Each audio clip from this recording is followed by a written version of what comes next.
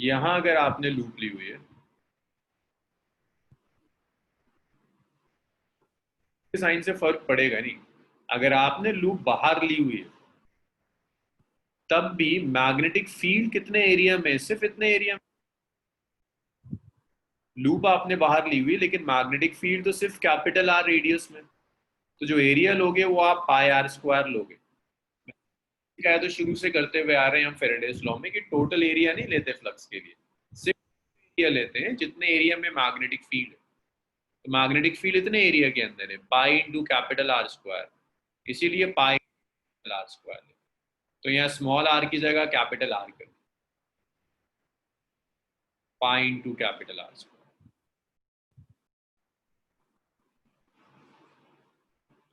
तो यहाँ से जरा जरा से changes, minus of pi into capital R square into के बाई 2 पाई आर। देखिए पाई से ये पाई कैंसिल हो जाएगा, तो ये आपके पास बस इतना बच जाएगा, that E is minus of R square के बाई 2।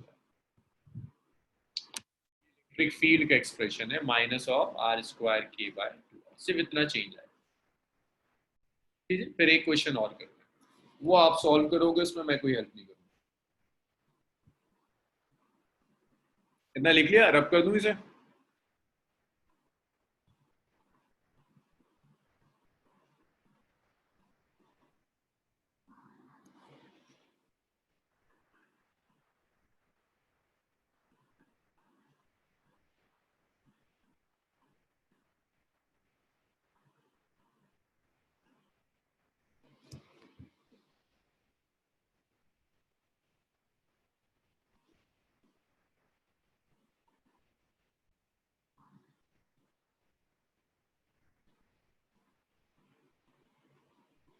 चलिए इसको रब करते हैं।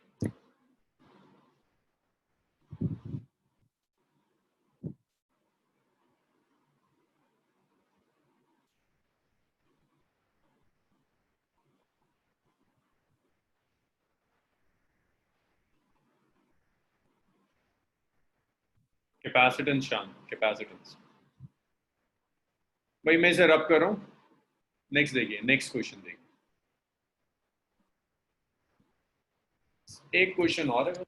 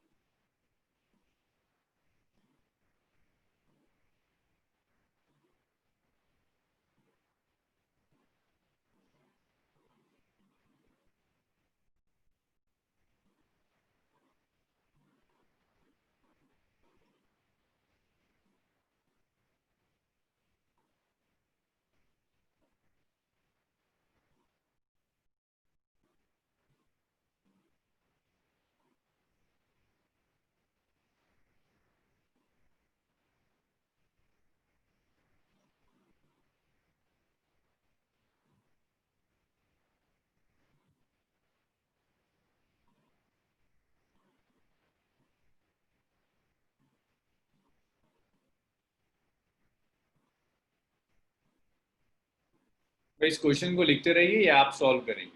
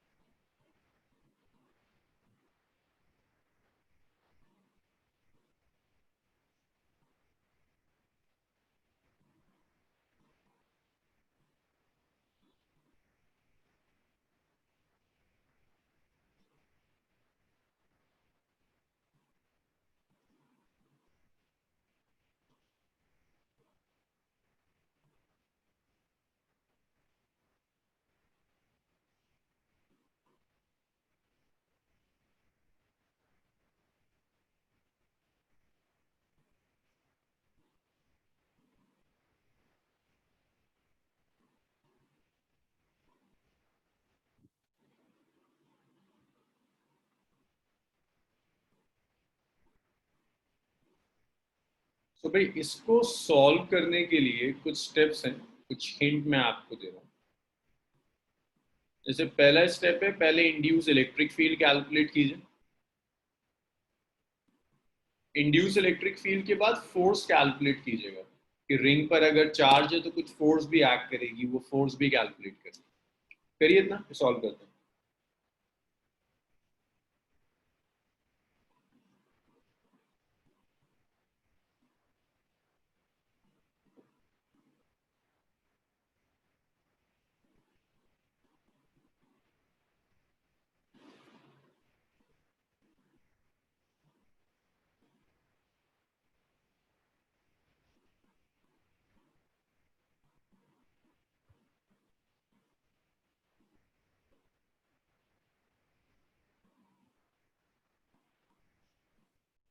लिखिए लिखिए, इतना लिखिए।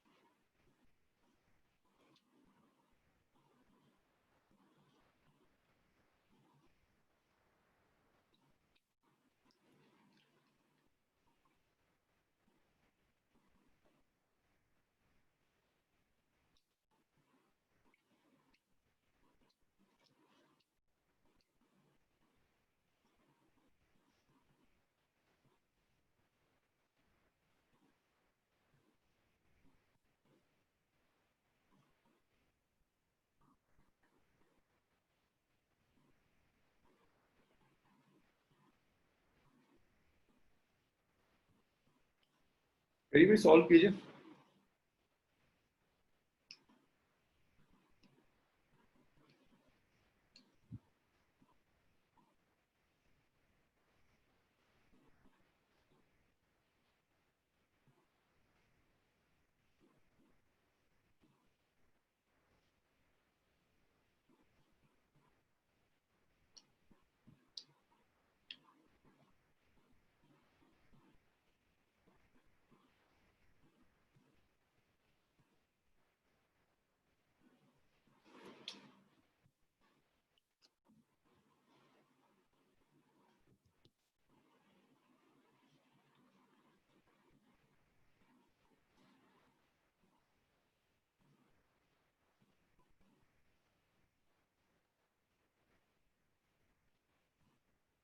भाई देखिए सुनिए, आपको एक रीजन में मैग्नेटिक फील्ड दी हुई है।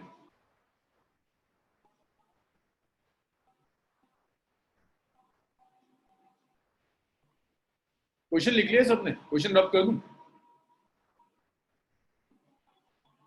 चलिए, तो देखिए, ये मैग्नेटिक फील्ड है।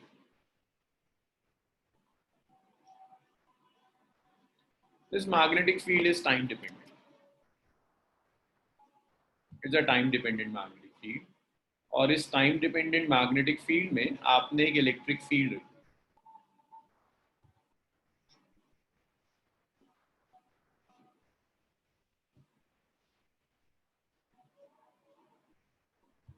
रिंग का रेडियस आर लीजिए। रिंग में कुछ चार्ज है। ओके अमान, चेक करते हैं। रिंग में चार्ज क्यू। पहला काम है, जब मैग्नेटिक फील्ड चेंज होगी तो यहाँ ईएमएफ इंड्यूस होगा, जैसे हमने अभी सॉल्व किया। Closed integral of E dot D R is minus of A D B over. तो यहाँ जो ए है, that A is pi R square. A की जगह पाई आर स्क्वायर रख दीजिए। तो आ गया क्लोज इंटीग्रल ऑफ ई, भाई अभी बताया था ई टेंजेंशियल होगी, ये इलेक्ट्रिक फील्ड का डायरेक्शन हो जाएगा। तो ये होगा E D R cos zero is minus pi R square D B over D. अभी जो D B over D T है, ये आपको के दिया, rate of change of magnetic field आपको दी थी, उसकी जगह आप के रख दीजिए। Close integral of E D R minus pi R square. E जो यूनिफॉर्म में बाहर चला जाएगा, डी आर का जो इंटीग्रल है वो आपको 2 पाई आर दे देगा।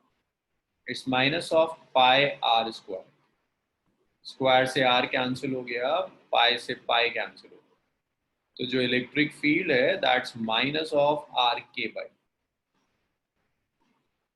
तो ये इलेक्ट्रिक फील्ड का एक्सप्रेशन है, माइनस आर के बाई 2, इतनी इलेक्ट्रिक फील्ड आ जाएगी। अब अगर इलेक्ट्रिक फील्ड आ गई है आपके पास, तो आप फोर्स ले सकते हैं। भाई चार्ज क्यू है, क्यू चार्ज पर फोर्स कितनी एक्ट करेगी, क्यू ही। पढ़ा था ना कि अगर आप इलेक्ट्रिक फील्ड में एक चार्ज रख देते हो क्यू, तो ये चार्ज एक फोर्स एक्सपीरियंस करेगा विच इज क्यू। तो जो फोर्स होगी, force on charge Q, charge Q पर फोर्स आ जाएगी, force is Q E. Force आ जाएगी minus of Q R K by 2। ये फोर्स एक्ट करेगी।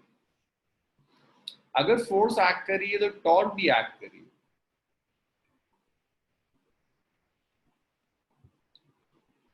कॉइल पर टॉर्क भी एक्ट करेगी। यहाँ जो टॉर्क एक्ट करेगी कॉइल पर, that torque is R into F. Torque होती है आर परपेंडिकुलर इंटू फोर्स। तो यहां आ जाएगा आर कितना है, आर तो आर है, फोर्स है Q R K by 2।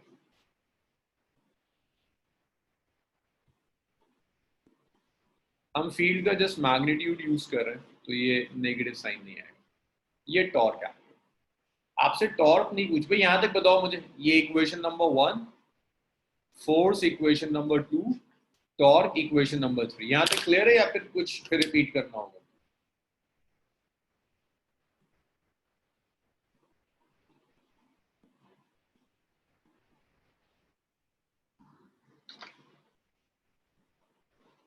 Clear है?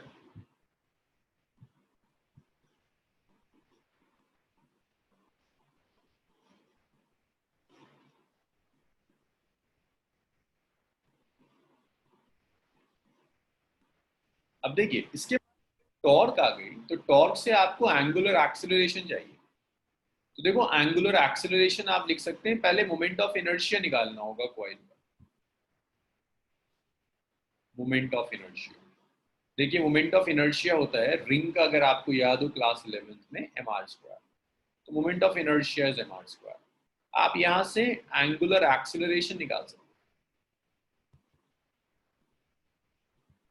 अल्फा। एंगुलर एक्सेलरेशन हो जाएगा torque divided by moment of inertia. तो ये आ जाएगा आर स्क्वायर क्यू के by 2 into M R square. तो आर स्क्वायर से आर स्क्वायर कैंसिल हो गया, अल्फा आ गया, इट्स क्यू के बाय, एंगुलर एक्सेलरेशन आ गया। अब अगर एंगुलर एक्सेलरेशन आ गया तो आप एंगुलर वेलोसिटी कैलकुलेट कर सकते हैं। कुछ टी टाइम के बाद चाहिए या एंगल कवर करने के बाद चाहिए, कुछ मेंशन्ड है? देखो जरा क्वेश्चन में क्या मेंशन्ड है, टाइम के बाद चाहिए या वेलोसिटी के बाद चाहिए?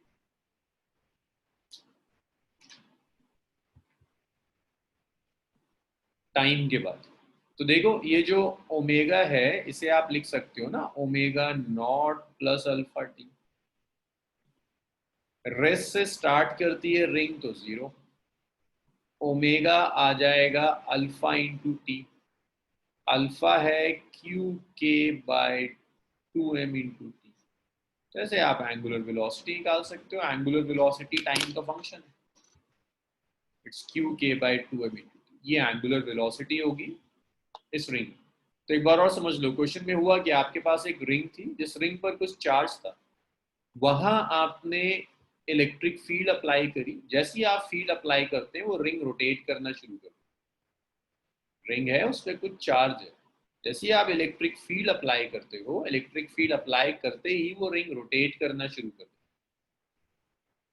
रोटेट क्यों कर रही है? क्योंकि जैसे ही आपने मैग्नेटिक फील्ड चेंज करी, मैग्नेटिक फील्ड के चेंज होने से इलेक्ट्रिक फील्ड आ गई। इलेक्ट्रिक फील्ड एक इलेक्ट्रिक फोर्स अप्लाई करेगी, इलेक्ट्रिक फोर्स की वजह से टॉर्क होगी, वहां से एंगुलर एक्सीलरेशन और एंगुलर। यहां तक बताइए, क्लियर है? तो ये इंड्यूस्ड ईएमएफ वाला पोर्शन खत्म हुआ, अब इंडक्शन स्टार्ट करेंगे। किसी को डाउट इसमें? अनिका, आयशा, दानिश, इफ्रा, इब्राहिम?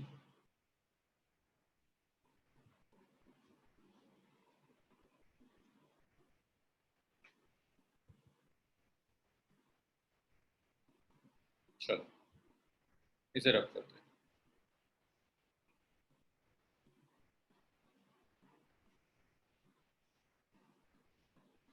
नेक्स्ट देखिए, नेक्स्ट क्वेश्चन।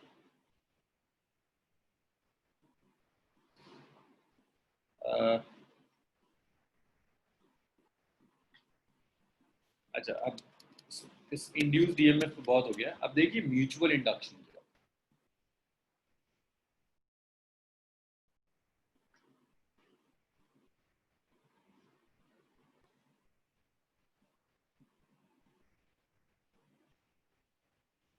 अगर मैं आपको दो कॉइल दूं, म्यूचुअल इंडक्शन ढंग से समझ लो, मैं आपको दो कॉइल दूं, एक coil one,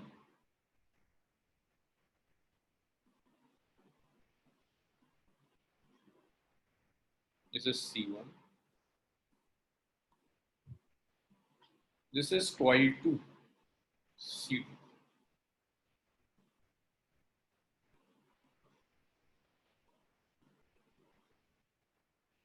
this is coil two. ये की है भाई, जैसे ही आप की को क्लोज करोगे,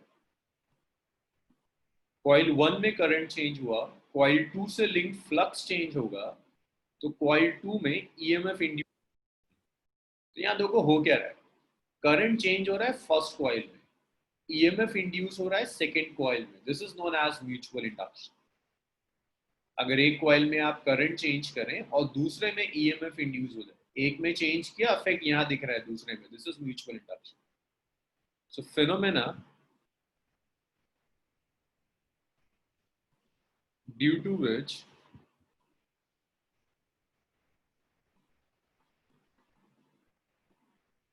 current is induced in a coil due to change in current, change in current in neighboring coil,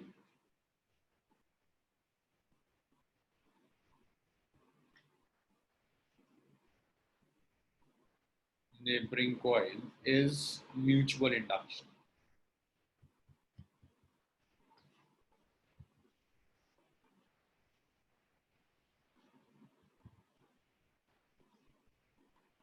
तो वो फिनोमेना जिसकी वजह से एक कॉइल में करंट इंड्यूस होगा, दूसरी कॉइल में करंट के चेंज होने की वजह से, या ईएमएफ इंड्यूस होगा एक कॉइल में, दूसरी कॉइल में करंट चेंज होने की वजह से, इसे कहते हैं म्यूचुअल इंडक्शन। तो यहाँ बताओगे मुझे ईएमएफ किस में इंड्यूस हो रहा है, कॉइल वन में या कॉइल टू में? ईएमएफ इंड्यूस किस में हुआ? कॉइल टू में इंड्यूस हुआ। किसकी वजह से इंड्यूस हुआ? फर्स्ट की वजह से। कॉइल टू में ईएमएफ इंड्यूस हो रहा है ना, इसका मतलब कॉइल टू में फ्लक्स चेंज हुआ होगा, बहुत नेचुरल सी बात है। अगर कॉइल टू में ईएमएफ इंड्यूस हो रहा है तो बहुत नेचुरल सी बात है कि कॉइल टू में फ्लक्स चेंज हुआ होगा। सो ईएमएफ और कॉइल टू का जो फ्लक्स है वो किसकी वजह से चेंज हो रहा है? Flux in coil two change due to current in coil 1. Coil 1 में करंट चेंज होने की वजह से कॉइल 2 के अंदर ईएमएफ इंड्यूस हो रहा है। तो आप कह सकते हो यहां जो मैग्नेटिक फ्लक्स होगा,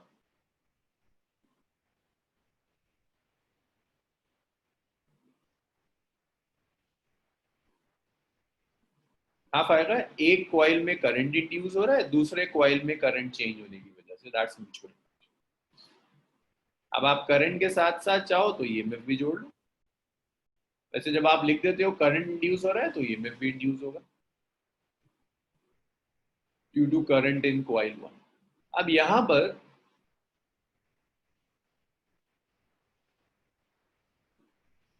इसका मतलब ये हुआ कि कॉइल 2 का जो फ्लक्स है फाई 2, ये प्रोपोर्शनल है कॉइल 1 के करंट। यहाँ जो करंट फ्लो कर रहा है ना कॉइल 1 में, उस करंट के प्रोपोर्शनल से। भाई ये स्टेटमेंट भी सबके समझ में आता है। स्टेटमेंट है ये वाला स्टेटमेंट भी सबके समझ में आता है, फाई 2 इज प्रोपोर्शनल टू आई 1। जब आप प्रोपोर्शनलिटी का साइन हटाएंगे तो हम एक कांस्टेंट यूज करते हैं m।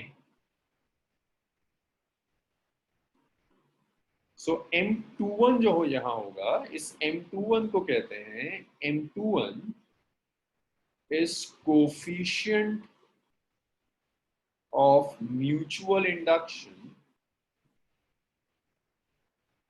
coefficient of mutual induction of coil 2 due to 1। तो 2 में ईएमएफ इंड्यूस हुआ तो 2 का म्यूचुअल इंडक्शन 1 की वजह से।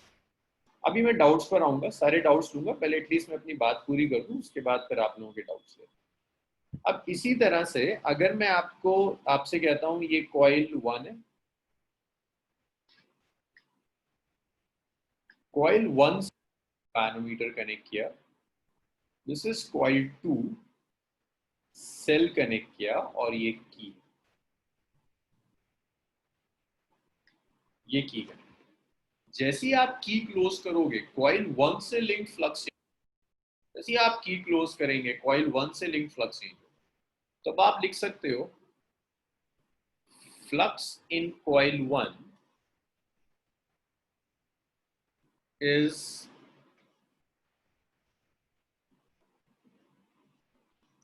Due to change in current in coil 2। So ये जो phi1 है, ये phi1 is proportional to I2। ये जो phi1 है, जब आप प्रोपोर्शनलिटी का साइन हटाएंगे तो आप m यूज करेंगे। अब ईएमएफ किसमें इंड्यूस हो रहा है? 1 में इंड्यूस हो रहा है 2 की वजह से, तो आप M12 लो, और M12 हो जाएगा coefficient of mutual induction, coefficient of mutual induction of 1 due to, ऐसे आप लिख सकते हैं फ्लक्स को। ये म्यूचुअल इंडक्शन है। मुझे बताइए ये बेसिक्स है म्यूचुअल इंडक्शन का, इसमें क्या क्या डाउट्स? जैसे एक डाउट आया था खतीजा का, जहां करंट आएगा वहां फ्लक्स भी आएगा हमेशा। भाई इंड्यूस करंट फ्लक्स के चेंज होने की वजह से तो आ रहा है खतीजा। जिस कॉइल में फ्लक्स चेंज होगा उसमें करंट आएगा, करंट बिना फ्लक्स के तो नहीं आ सकता। तो इंड्यूस करंट फ्लक्स के चेंज होने की वजह से आएगा। तो जिसमें भी इंड्यूस करंट होगा वहां फ्लक्स तो होगा ही होगा। और बताइए।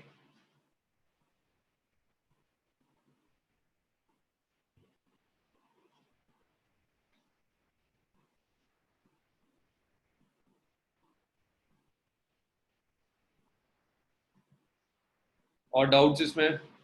देखो सिंपल इतना खेल है, दो कॉइल्स होंगी, एक में करंट चेंज करेगा तो दूसरे में करंट इंड्यूस हो जाएगा। दरक्षा लास्ट स्क्रीन पे नहीं जा सकता बच्चे में, मतलब ये एक एक लाइन कर कर बैक होती है, लास्ट स्क्रीन नहीं पहुंच पाऊंगा। मतलब दो चार लाइन मैंने लिखी होती है तो मैं बैक कर देता हूँ, तो एक एक लाइन से बैक होगी, एक एक अल्फाबेट होगा, वो 10 मिनट लग जाएंगे ऐसे पीछे जाने में। तेरी उसके ऊपर हम भी आते हैं, अभी डिस्कस करते हैं M12 M21 के साथ क्या होगा। सर ये करंट सर फेरेडेज लॉ से नहीं आ सकता, फेरेडेज लॉ से ही आएगा मास। अभी तो मैंने जस्ट फ्लक्स लिखा है, करंट के लिए मैं फेरेडेज लॉ ही यूज करूंगा।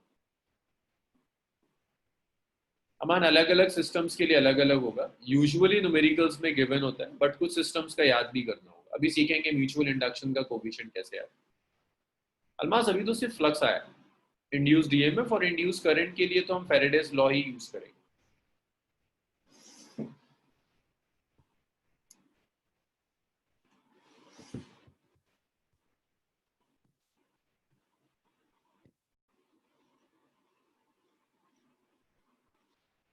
इतना आप लिख लीजिए, इसको रब करते हैं, तो डिस्कशन और है।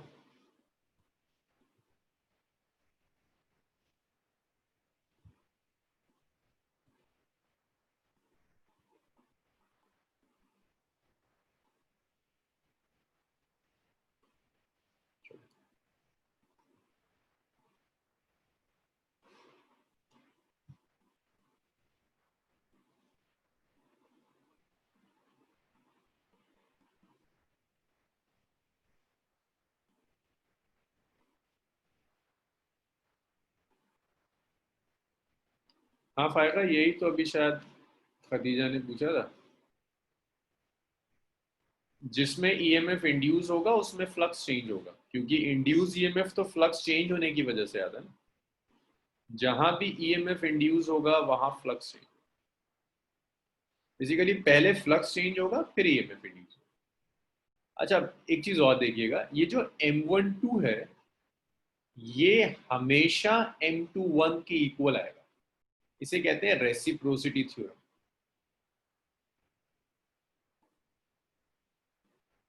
ये रेसिप्रोसिटी थ्योरम आपके सिलेबस में एक डेरिवेशन है, सोलोनॉइड का म्यूचुअल इंडक्शन निकालना है, वहां ये प्रूफ हो जाएगी रेसिप्रोसिटी थ्योरम। अभी हम सोलोनॉइड सॉल्व करेंगे, आज तो नहीं, तो वहां ये प्रूफ हो जाएगा कि M12 और M21 एग्जैक्टली इक्वल हो। एक चीज और याद रखिएगा, ये जो कोफिशिएंट ऑफ म्यूचुअल इंडक्शन है, coefficient of mutual induction,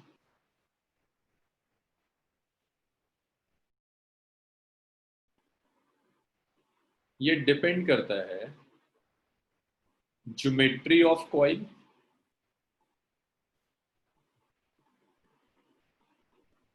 geometry of coil का मतलब हो गया कॉइल का एरिया, नंबर ऑफ टर्न्स, इन सब पर डिपेंड करेगा। और इस पर भी डिपेंड करेगा दोनों कॉइल्स एक दूसरे की रिस्पेक्ट में कितने डिस्टेंस पर, relative position of coils, relative position of coils and medium. और इस पर भी डिपेंड करेगा कि नेचर ऑफ मीडियम कैसा, मीडियम के नेचर पर भी डिपेंड करेगा, ये सारी चीजें डिपेंड करती हैं इन सारी चीजों पर कोफिशिएंट ऑफ म्यूचुअल इंडक्शन। अब अगर फ्लक्स आ गया phi is M, in general मैं फाई को ऐसे लिख रहा हूं, phi is equal to M, तो करंट चेंज करेगा फ्लक्स चेंज करेगा। इसे रब कर दूं मैं, ये सब लिख लिया था आप लोगों ने सारा।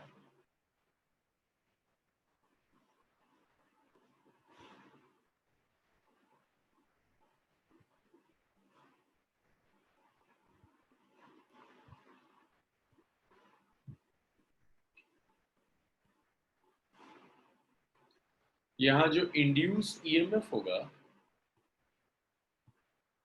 E, that induced EMF is minus of d phi over dt. It's minus of d over dt of m. तो जो E होगा that's minus of m di over dt. तो ये इंड्यूस्ड ईएमएफ आ जाएगा minus of M D I over D. आप यहां से m की यूनिट कैलकुलेट कर सकते हैं। देखिए m, अगर मैं ईएमएफ नेगेटिव साइन यहां भी लेंस लॉ बता रहा है कि जो भी इंड्यूस्ड ईएमएफ होगा वो अपने कॉस का अपोज करे। तो यहां से अगर आप ईएमएफ की म्यूचुअल इंडक्शन की यूनिट लो, तो देखो मॉड ऑफ ई हो जाएगा M D I over D T. तो यहां से आप एम लिख सकते हैं, एम आ जाएगा coefficient of mutual induction m होगा, m is it's EMF E over D I over D. तो EMF is volt, di over dt, it's ampere by time, so that's ampere per second. सो यहाँ जो unit होगी that's volt per ampere second, और इसी को Henry भी कहते हैं। सो ये इसकी एसआई यूनिट हो गई। SI unit is Henry, SI unit of mutual induction is Henry. इतना लिख लीजिए।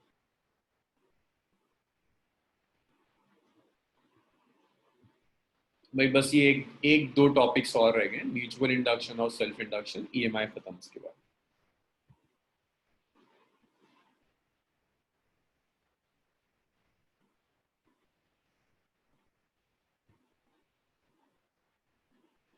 चलो जी अमान, वही सेल्फ इंडक्शन में आता है, उसी को सेल्फ इंडक्शन कहते हैं।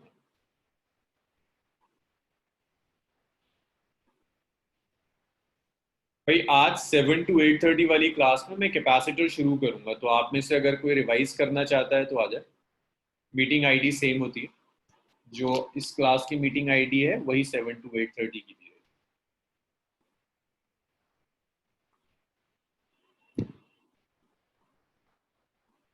चलिए आज इसको यहीं छोड़ते हैं, वेडनेसडे कंटिन्यू करें, वेडनेसडे कंटिन्यू करें। केमिस्ट्री की क्लास होगी। ठीक।